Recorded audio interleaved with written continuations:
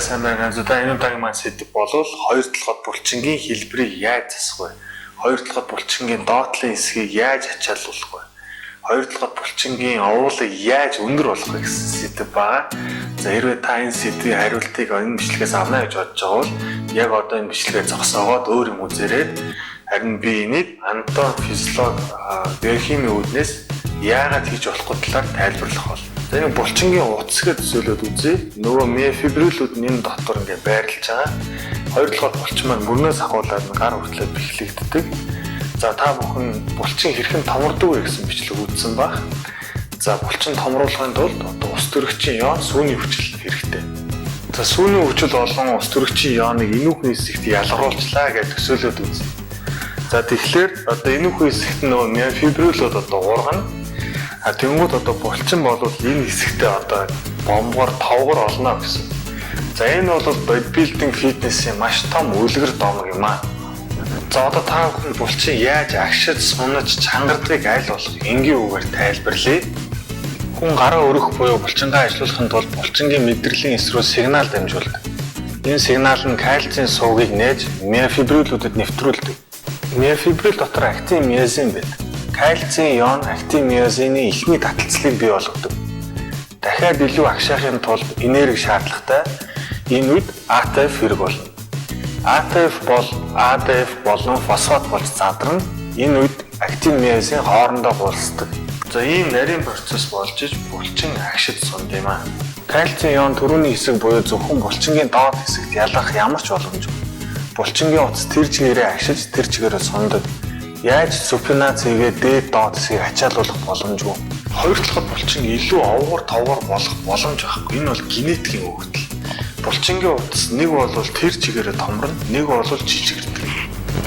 Булчингийн утас яаж бэхлэгдснээс хамаарат янз янзын хэлбэртэй байдаг. Та бүхэн мэдэх бах. Одоо бүх мистер олимпиад бүгд өөр өөр юм гэсэн хэлбэр галбиртай.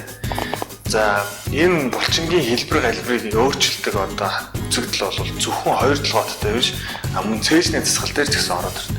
Янз бүрийн одоо цээжний гол хэсгийг сайжруулах дасгалууд одоо ярьдаг. Одоо жишээлх юм бол энэ саяны үзэгдэлтэй яг адилхан одоо булчингийн одоо аль нэг хэсгийг нь томруулах гэдэг гэсэн. Тэгэхээр энэ цээжний буюу энэ янз бүрийн алдлах дасгалууд, энэ дасгалууд ерөнхийдөө цээжний гол хэсгийг томруулах боломж байна. Энэ хэсэгт бол зөвхөн шүрмэс буюу бэхлэгэл байна.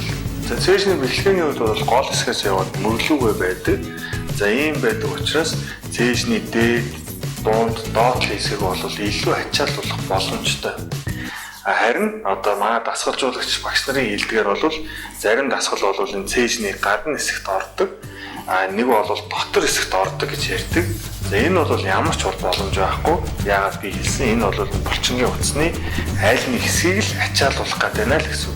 За булчингийн хэлбэр засдаг дасгалуудыг заадаг манай фитнесийн багш нарт бол буруу байхгүй.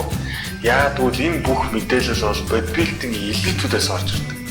Элитүүд гэхлээр одоо мистер олимп буюу мистер олимпиад ордог топ 10 тамирчдаас энэ бүх мэдээлэл биднэрт ирдэг. За бодибилдингийн элитүүд буюу мистер олимпийн топ 10-д ордог тамирчид булчингийн хэлбэрээ засахын тулд синтол хэрэглэдэг.